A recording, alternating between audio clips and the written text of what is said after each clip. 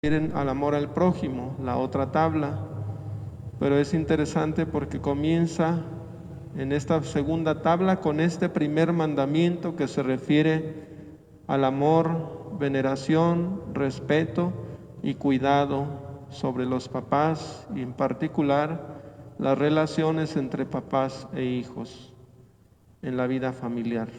Entonces, de eso vamos a tratar hoy, del cuarto mandamiento.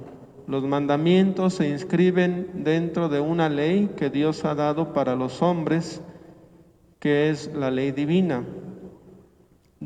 Esta ley pues ayuda a que nosotros podamos conducirnos más adecuadamente en el camino que conduce a Dios, porque es lo que Dios pide, es su voluntad, y al mismo tiempo los mandamientos están ordenados a nuestra propia naturaleza, es decir, no contradicen en nada nuestra naturaleza ni nuestra libertad, sino que la favorecen y la potencian, es decir, la ayudan a nuestra naturaleza y por lo tanto al ser humano a realizarse mejor. Entonces son caminos muy explícitos de realización. Suponemos, por lo tanto, el primer mandamiento y lo que deriva del primer mandamiento, que es la honra a Dios y el respeto a lo que Él nos pide directamente. Y comenzamos pues con el cuarto mandamiento. Vamos a iniciar pues con la oración. El objetivo pues de esta reunión es lograr pues que en las familias se valore el cuarto mandamiento de la ley de Dios, para que papás e hijos busquen en la familia el tesoro sagrado instituido por nuestro Creador. Vamos a iniciar pues con la oración. En el nombre del Padre, y del Hijo, y del Espíritu Santo. Amén. Decimos juntos: Sagrada Familia de Nazaret, enséñanos el recogimiento, la interioridad, danos la disposición de escuchar las buenas inspiraciones y las palabras de los verdaderos maestros. Enséñanos la necesidad del trabajo, de reparación, del estudio, de la vida interior personal, de la oración, que solo Dios ve en lo secreto.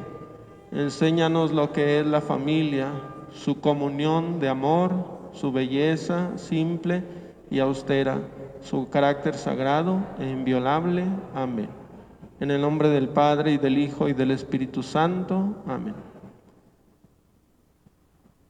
Bueno, ya de por sí esta parroquia está dedicada a la Sagrada Familia, pues vamos a meditar sobre lo que significa este modelo para nosotros, sobre todo teniendo como punto de referencia el cuarto mandamiento, que es: honrarás a tu padre y a tu madre.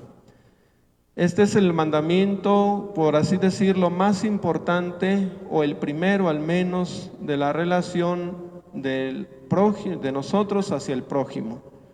Y el más próximo o el más prójimo para nosotros pues son los papás. Los papás son quienes representan a Dios y quienes de alguna manera hacen el encargo directo de Dios, porque a través de ellos surge la vida, Dios comunica la vida y les encarga a estos papás que cuiden, eduquen, ayuden a crecer a los hijos, que son seres humanos o hijos de Dios también. En este contexto, pues, la familia o los papás, una vez que se unen o que se conocen, pues forman una familia, ¿verdad? La primera cosa es, antes que ser papás, son una pareja o una unidad o una comunión o una pequeña sociedad que Dios ha establecido desde el principio para que a través de ella crezca el género humano. Dios hizo al hombre y a la mujer iguales en valor, iguales en dignidad, y al hacerlos los hizo encontrarse formando una sola cosa. Así es que Dios es el autor de esta unidad. Y siendo Dios el autor de esta unidad y de esto que es natural por creación, Dios quiso que a través de esta unidad se propagara el género humano. Hombre y mujer, pues, no están hechos para vivir aislados, sino para vivir juntos, en una unidad que se hace solamente por el amor. No puede existir un vínculo o una forma más fuerte de unidad entre la unión del hombre y la mujer que no sea el amor. Y este amor tiene su fuente y su origen en Dios.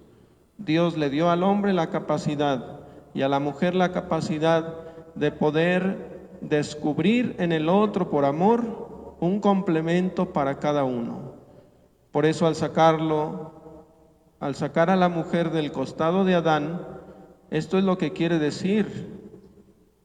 Quiere decir que el lugar apropiado para la mujer es con el hombre y que el lugar apropiado para el hombre es la mujer.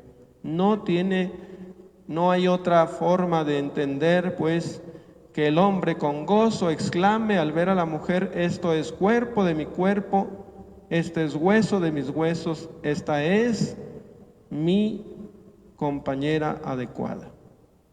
No encontró ninguna compañía adecuada entre todos los seres de la creación más que con esta persona. Y entonces dice el Génesis: por eso el hombre dejará a su padre y a su madre y se unirá a su mujer y los dos formarán una sola cosa. Ya no son dos, sino uno solo. Lo que Dios ha unido no lo puede separar el hombre.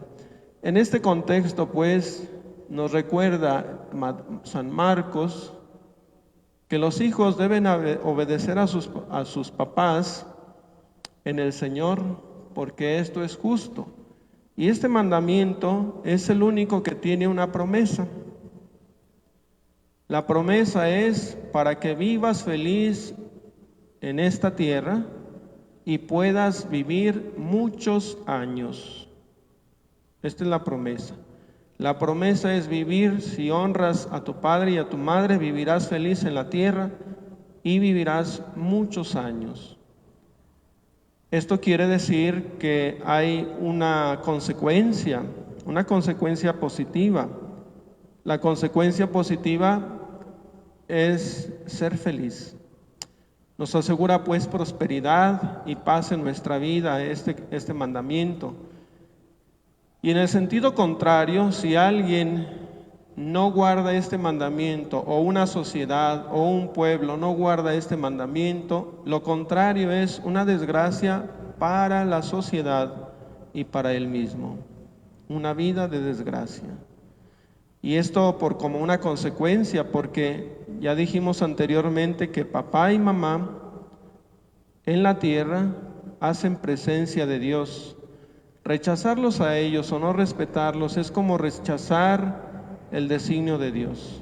Dios los ha puesto para que a través de ellos el hombre conozca a Dios. Por eso en la familia se puede decir que es el primer ambiente donde uno puede conocer a Dios, donde uno puede amar a Dios y donde uno aprende los valores humanos más importantes.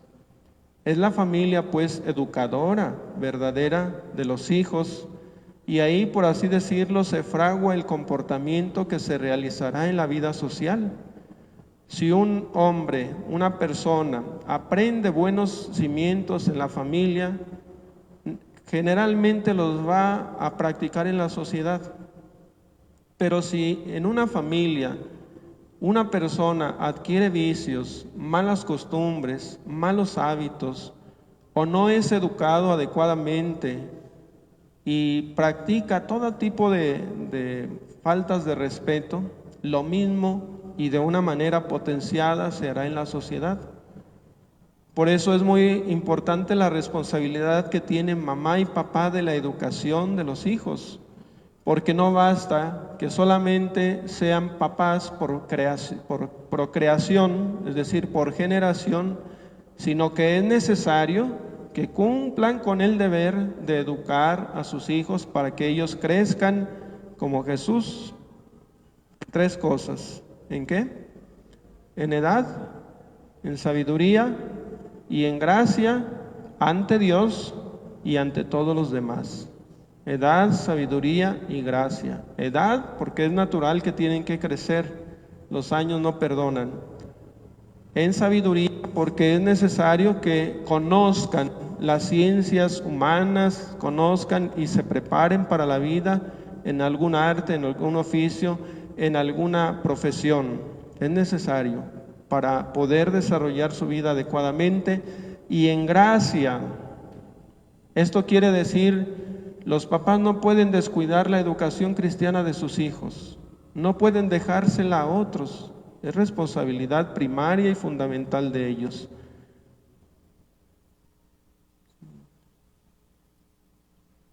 Bien, aparece este mandamiento en distintos textos para ver la importancia que este mandamiento tiene. En primer lugar, en el libro del Deuteronomio, luego en Marcos y también en otros, pero bueno, estos son los fundamentales.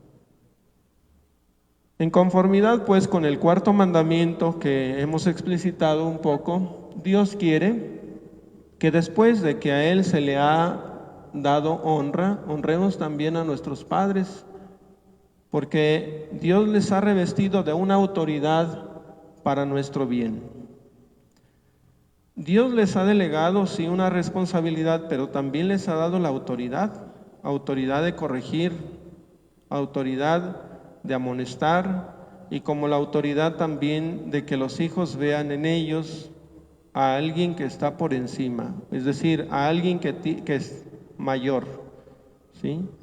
Es mayor porque tiene más experiencia, es mayor porque a través de ellos se les transmitió la vida, es mayor porque ellos en todo momento, desde los primeros instantes de la vida, tuvieron los cuidados para que no se enfermaran, para que estuvieran limpios, para que tuvieran lo necesario materialmente, para que pudieran aprender cosas, para que pudieran adquirir valores, para que pudieran aprender a amar, a respetar, etcétera.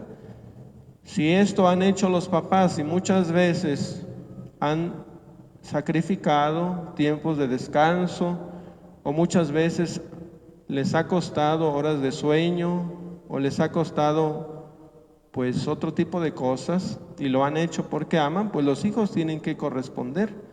Es como lo más natural, la exigencia más básica es que los hijos, viendo todo esto, pues valoren lo que sus papás hacen.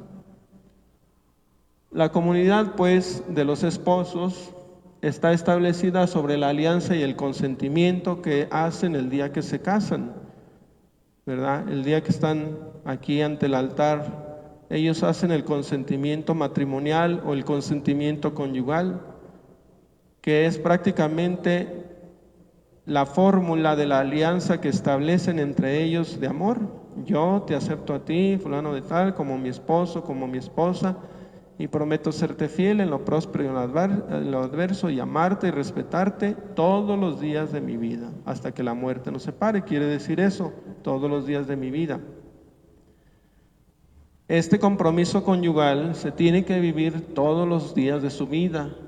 El matrimonio, pues, y la familia están ordenados al bien de cada uno de ellos. ¿Por qué se casan los esposos? Para tener hijos, dice Gustavo. Porque se aman. Por eso se casan. Porque se aman con un amor especial, único. No se ama al esposo y a la esposa como se ama al papá y a la mamá, sino de un modo especial y único. ¿Por qué más se casan?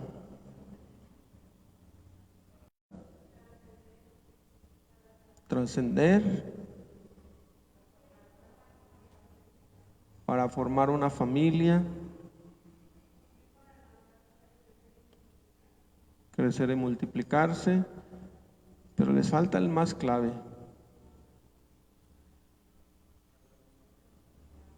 Implica el respeto, el amor,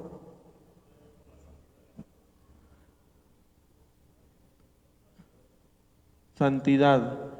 El bien de los cónyuges es la santidad, que en otras palabras significa ¿su qué? Su Ellos se casan para que a través de ese camino puedan llegar a Dios. Eso implica pues que cada día se tienen que santificar. Ese es el bien mayor de los esposos. El bien mayor de los esposos no es solo tener hijos.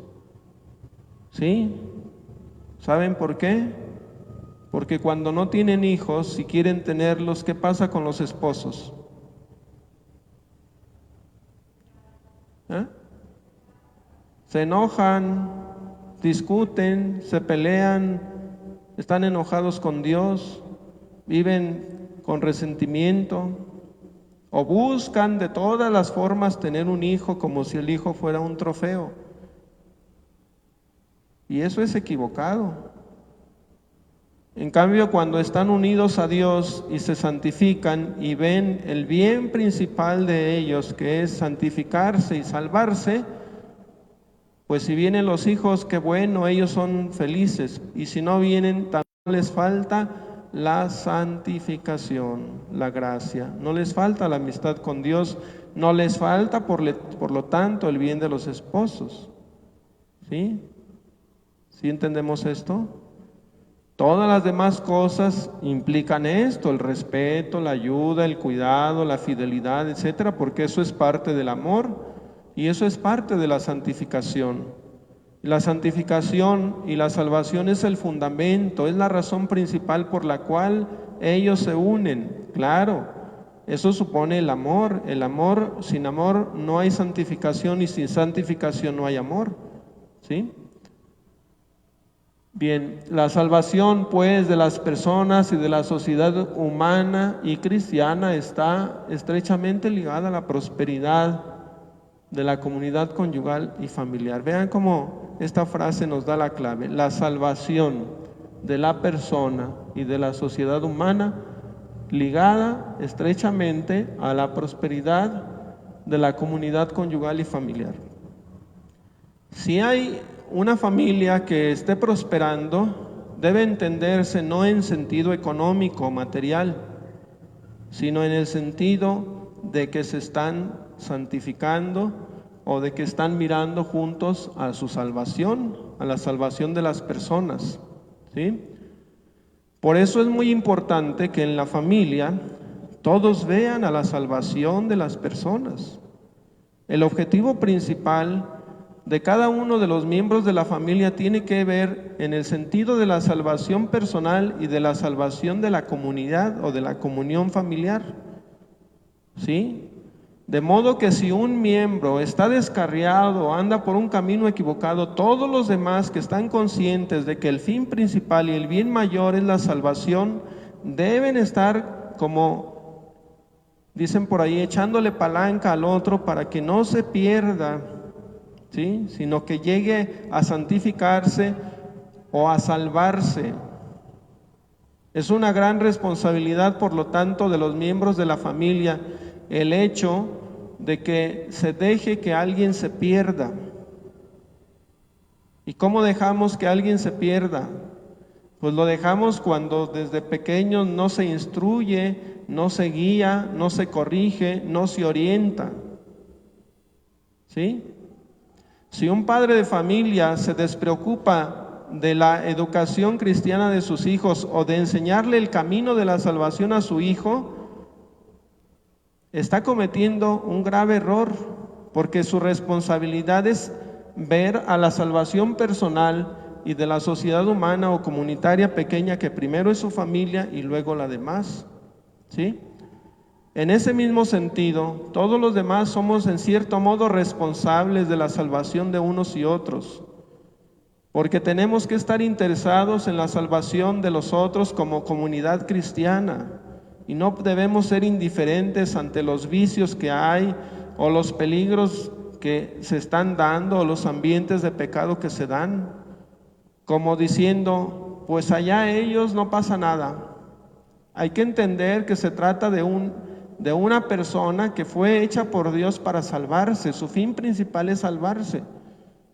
Si entendemos esto, entonces no debemos omitir nuestra responsabilidad, el cuidado de enseñar el bien y de corregir lo que está mal. ¿Sí?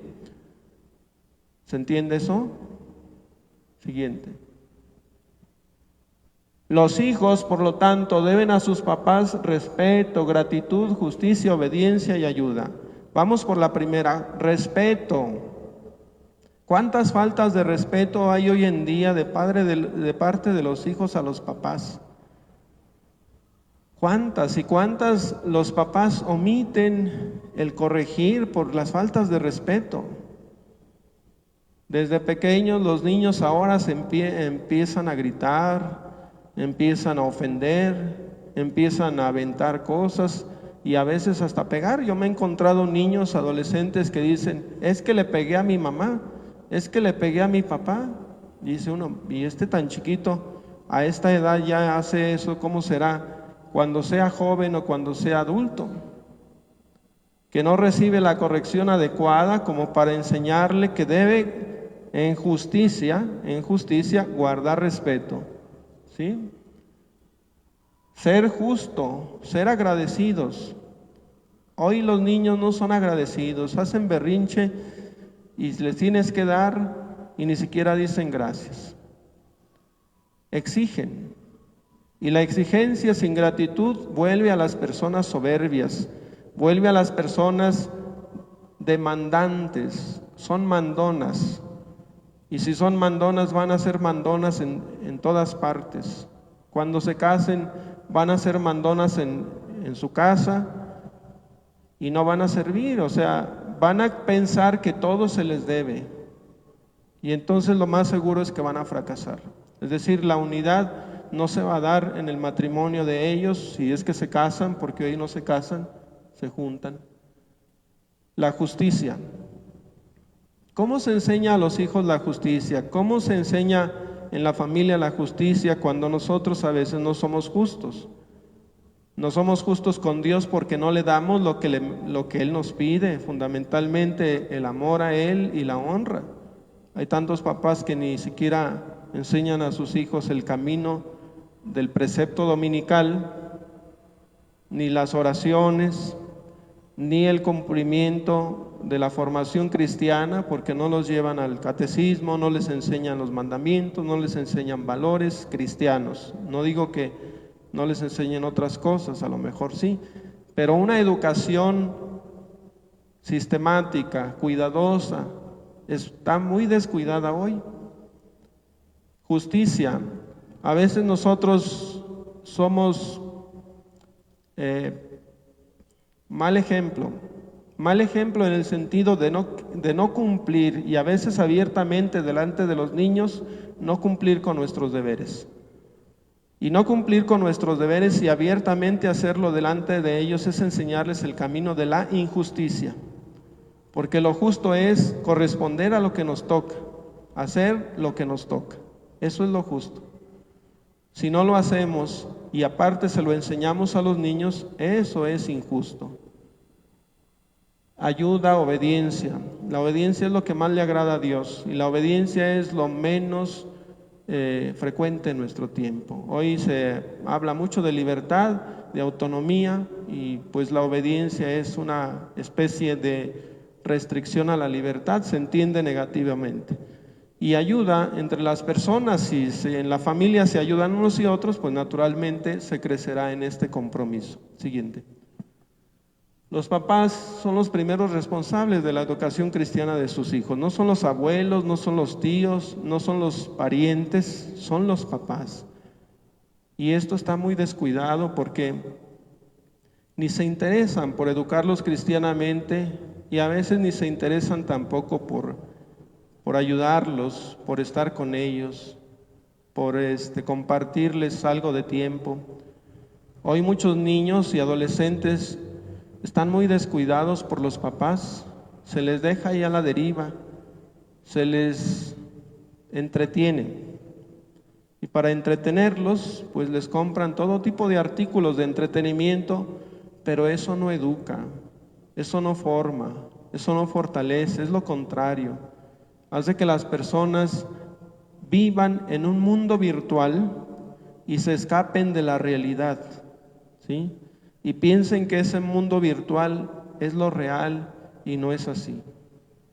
El mundo virtual es un escape. El mundo real son las personas, es lo que estamos viviendo. Muchos de nosotros nos escapamos del mundo real y ya no aprendemos a relacionarnos bien ni entre nosotros, ni con los abuelos, ni con los vecinos, ni con nadie, y nos encerramos.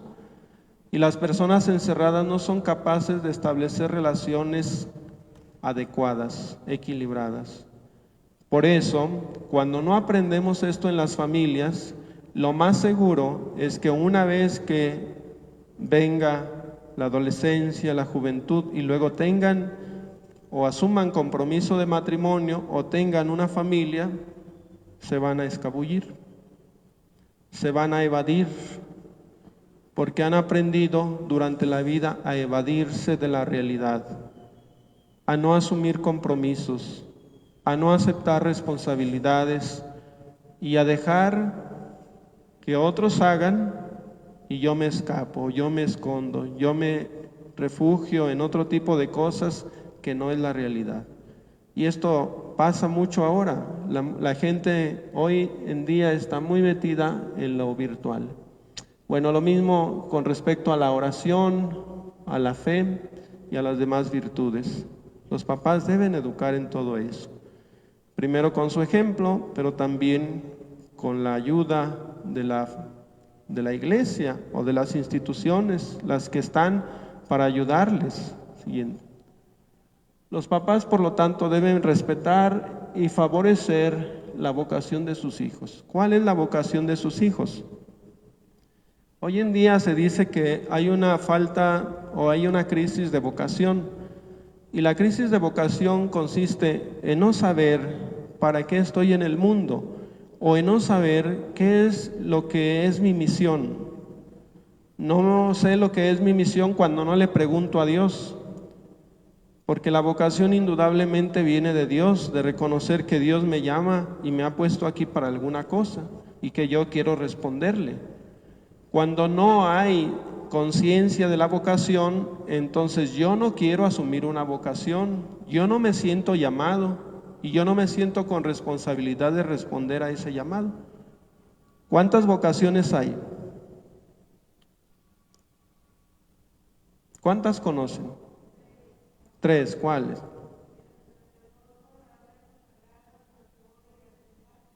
Ajá.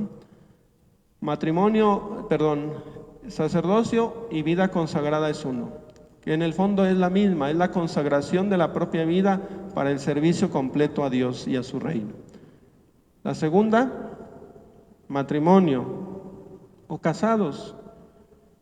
Y esto implica pues que yo entienda el matrimonio como una especie de compromiso que hago con Dios o de llamado que Dios hace que Dios me hace, y de una respuesta que yo doy para vivir de modo responsable el amor con una persona con la cual hago la unidad de la vida para toda la vida, para siempre, en el respeto, la ayuda, etcétera, etcétera, ¿sí? La fidelidad, etcétera. Si yo no tengo conciencia de eso, pongamos el matrimonio. Si alguien no tiene conciencia de que el matrimonio es una vocación, nunca va a entender ni va a aceptar para qué hay que venirse a casar aquí delante de Dios. No lo va a entender, va a pensar que la vida familiar es solamente juntarse con alguien porque tengo cierta simpatía o porque tengo cierto gusto.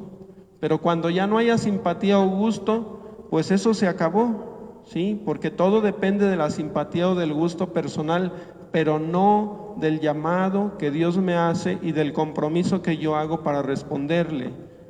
Por eso, cuando se pierde la conciencia de la vocación, por la sensación placentera o por la afinidad o por la simpatía, eso se confunde con el amor.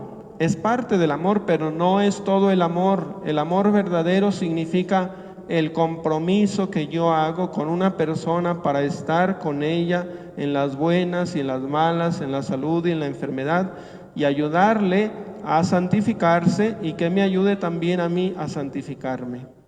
Ese es el amor.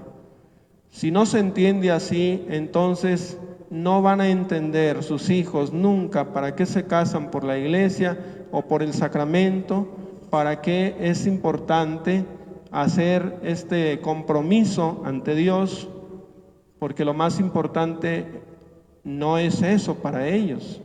Es decir, no existe vocación, no existe llamado, nadie me llamó, yo solo me junté con esta persona y ella sola se juntó conmigo, a mí no me llamó nadie. Entonces yo no tengo por qué responderle a nadie que me ha llamado, ¿sí? Es decir, no tengo por qué ser responsable. Responsable quiere decir tener capacidad de responder ¿a qué? Al llamado. Si no hay llamado, no hay respuesta, no hay responsabilidad y por lo tanto no hay vocación. Y esa es la crisis importante de nuestro tiempo. La gente, los jóvenes, no saben lo que es la vocación al matrimonio, no saben en general qué es vocación. Piensan que es una profesión o piensan que es algo de los sacerdotes, pero no piensan que es algo que también les compete a ellos. Siguiente. La autoridad civil o pública tiene la responsabilidad de ayudar también a que la relación entre las familias sea mejor, que la persona sea formada adecuadamente en la familia, que allí encuentre lo necesario para vivir su vida adecuadamente y por lo tanto debe fortalecer la vida familiar. Parecería que es todo lo contrario, que la autoridad civil más bien está a favor de que se destruya esta célula básica tan importante que es la familia o esas relaciones adecuadas entre papás e hijos y entre esposos. Porque sí hay mucho discurso sobre esto, sobre el bien de la familia y la familia para acá y la familia para allá.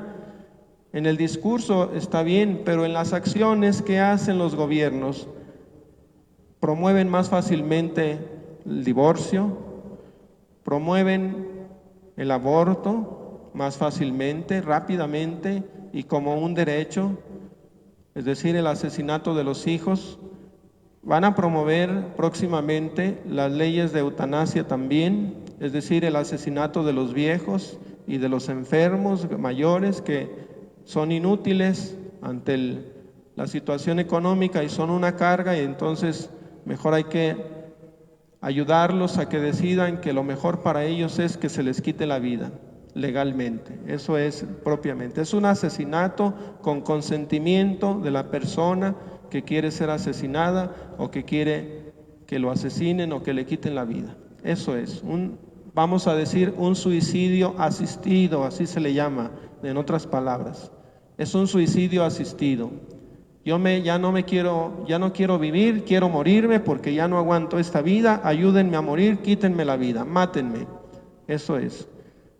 Y lo curioso es que esto lo promueven los gobiernos, la autoridad civil y política. De alguna forma es una contradicción que estén diciendo que apoyan a la familia y por otro lado la lleven a la destrucción. Pero la responsabilidad de la autoridad civil, si la autoridad es consciente, debe ayudar al bien de la familia y debe ayudar al bien de las personas que forman la familia. Siguiente. El deber, pues, de los ciudadanos es cooperar también con las autoridades civiles en ese sentido, de que sea el bien para todos, el bien común. Pero al contrario, si las autoridades civiles proponen una ley injusta o que va en contra del bien personal o del bien de las familias o del bien de las personas o del bien de la sociedad, no deben obedecer esas leyes, ni deben promoverlas, porque va en contra del bien común. Este es un principio que no debe olvidársenos. Las leyes injustas no son obligatorias para las personas. El ciudadano, pues, está obligado en conciencia a no seguir aquellas prescripciones que sean injustas o que vayan en contra, pues, del orden moral. Hay que obedecer primero a Dios antes que a los hombres. En ese sentido, de que la ley que propone a la autoridad civil sea injusta, como la eutanasia, como el aborto, por ejemplo. Siguiente. Reflexionemos cada uno. Ustedes son papás, muchos de ustedes, o al menos somos miembros de una familia. Como papás, como personas adultas que somos, como miembros de una familia, ¿estamos cumpliendo con el mandamiento de respetar a nuestros papás? ¿Los papás están cumpliendo con el mandamiento de ayudarles a sus hijos para que entiendan lo que significa el respeto, el honrar a los papás, la autoridad que se ejerce con ellos, de modo que ellos no vean como un enemigo a los papás, sino como una ayuda o como alguien en donde está representado Dios? Siguiente. Como hijos, valoramos a nuestros papás. Todos somos hijos, a lo mejor ya nuestros papás, algunos se murieron, pero en su tiempo los valoramos. Ayudamos a los hijos de las familias a que valoren a sus papás. Algunos de ustedes abuelos, tienen influencia sobre sus nietos. Ayúdenles a valorar el respeto a los papás de ellos que finalmente son hijos de ustedes. Ayúdenles a ser conscientes de que es necesario honrar a los papás, aun cuando los papás no ejerzan a veces bien su función, pero los nietos tienen que honrarlos. Los abuelos tendrán que corregir en cierto modo a los papás para que sean buenos papás y se ganen también el respeto, o al menos muestren más esa capacidad de amor que deben mostrar. Como sociedad estamos luchando juntos por el bien de la familia. Ya llega pronto el Día Internacional de la Vida, que vamos a promover aquí en nuestra diócesis el 25 de marzo. Y es un día muy importante donde se nos convoca a todos a ser conscientes y a promover el respeto de la vida humana en las familias. ¿Cómo lo promovemos, por ejemplo? ¿Cómo fomentamos el valor de la familia o el valor de la vida en la familia? Bien. Hasta aquí pues terminamos esta charla. Son puntos interesantes, importantes, que nos ayudan como a repensar nuestra acción, nuestra vida en la familia, o repensar el valor, los valores que tenemos que rescatar en nuestra familia, a no descuidarnos. De repente estamos así como adormilados, como desencantados o como cansados. Ya dejamos que todo pase, ya ni ponemos resistencia. Estamos en una lucha y en la lucha como que nos ponemos frente al enemigo y le decimos: aquí estoy, mátame, o aquí estoy, ya róbame todo lo que me vas a robar. Pues eso es lo que están haciendo. No defendemos mucho. Ojalá que sí nos animemos a defender los valores, a promoverlos, a buscar el bien entre todos, ¿sí? Bien, hasta aquí es el tema. No sé si hay algún comentario, alguna pregunta. ¿No? Bueno, la tarea para ustedes pues es ser conscientes de esto y animarnos unos a otros a defender nuestros valores, especialmente en la familia, el respeto y el cuidado a las personas que representan la autoridad. En ese caso también los abuelos, Los abuelos también tienen que respetarse. Y ayudemos también a los más pequeños o a los hijos o a los nietos a respetar a los abuelos. Nos ponemos de pie pues para dar gracias a Dios y hacemos esta oración juntos. Salve, custodio del Redentor y esposo de la Virgen María. Dios confió a su Hijo. En ti María depositó su confianza. Contigo Cristo se forjó como hombre. Oh bienaventurado José, muéstrate Padre también a nosotros y guíanos en el camino de la vida. Concédenos gracia, misericordia y valentía y defiéndenos de todo mal. Amén. Padre nuestro que estás en el cielo, santificado sea tu nombre. Venga a nosotros tu reino. hágase tu voluntad en la tierra como en el cielo. Danos hoy nuestro pan de cada día. Perdona nuestras ofensas, como también nosotros perdonamos a los que nos ofenden. No nos dejes caer en la tentación y líbranos del mal. El Señor esté con ustedes. Y la bendición de Dios Todopoderoso, Padre, Hijo y Espíritu Santo, descienda sobre ustedes y los acompañe siempre. Que tengan buenas noches. Muchas gracias.